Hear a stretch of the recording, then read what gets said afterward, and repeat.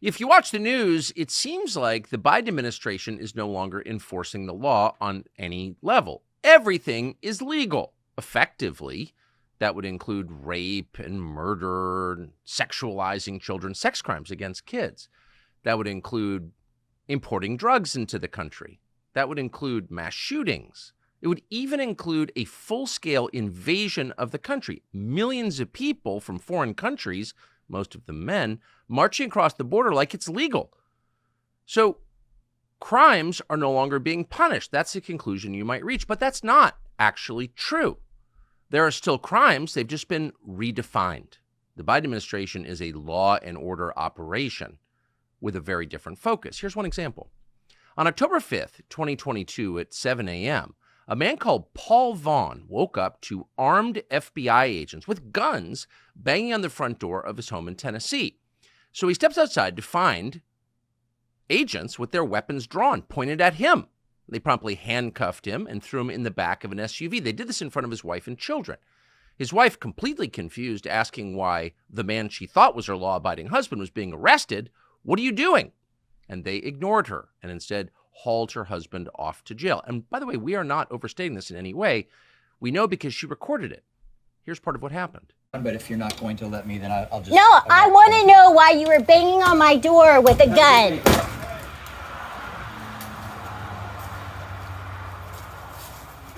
Hey, let's get after that. You're not going to tell me anything? No, they're not. I tried. No, you didn't. Yes, I did. You did not try.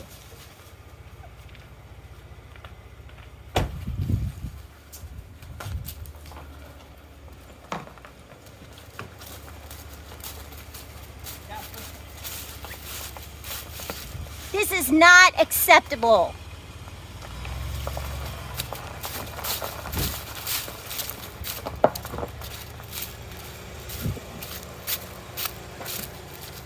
So there you have it. Stormtroopers showed up at the house with rifles, not just handguns, rifles, weapons of war, battle rifles, the ones that Joe Biden is telling you you can't have.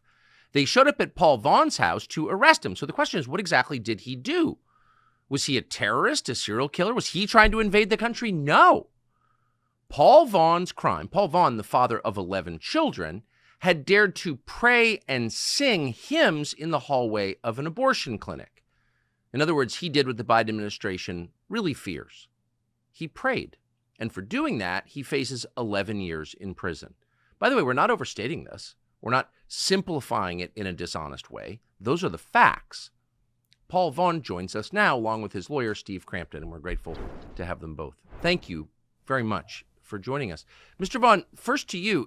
I just want to make absolutely clear, because I think this is the most clarifying thing that's happened in the last couple of years, that we're not leaving anything out. You are not accused of threatening anyone's life, stealing anything, invading anyone's country. You're facing 11 years in prison for praying and singing hymns in an abortion clinic. Is that correct?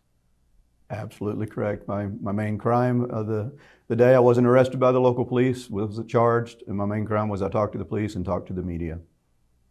Your crime is that you talked to the... That's a crime in Biden's America. So, do you have a criminal record? No.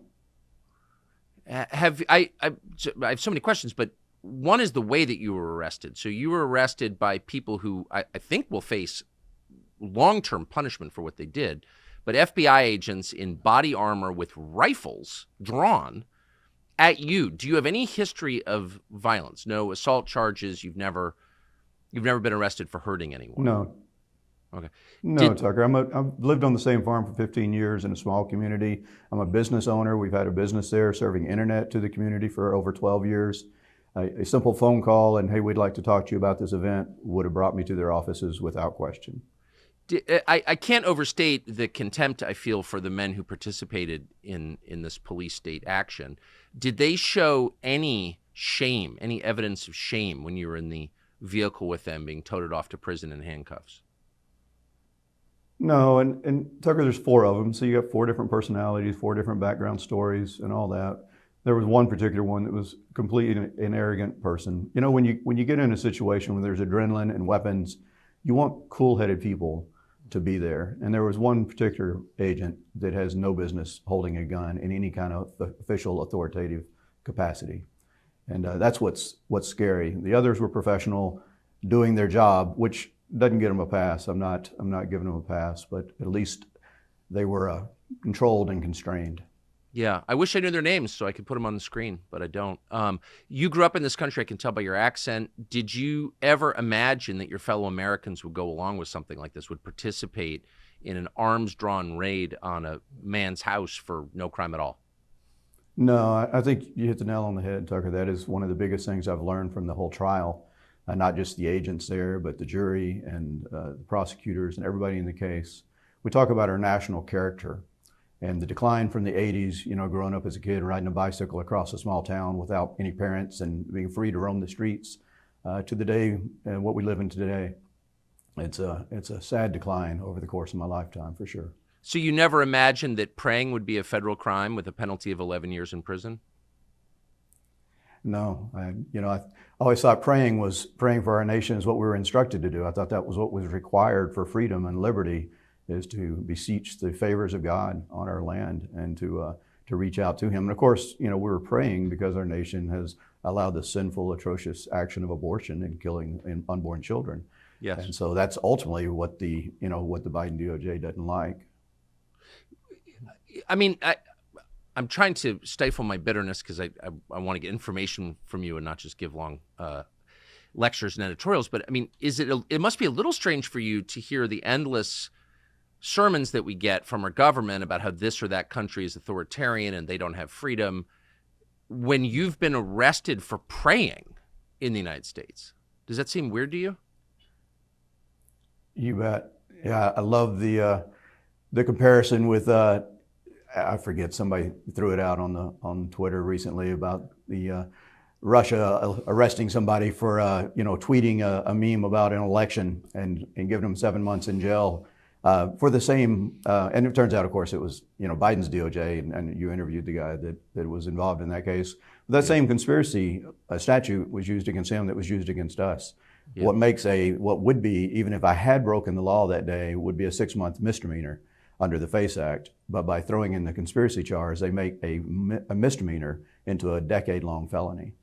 What's the state of your family, your wife and children? I mean, what did they make of this? How are they doing now? Sure. Well, I think the intent, Tucker, with the heavy-handed raid is to strike fear into Christians. Right? It's terrorism. It's an act of war.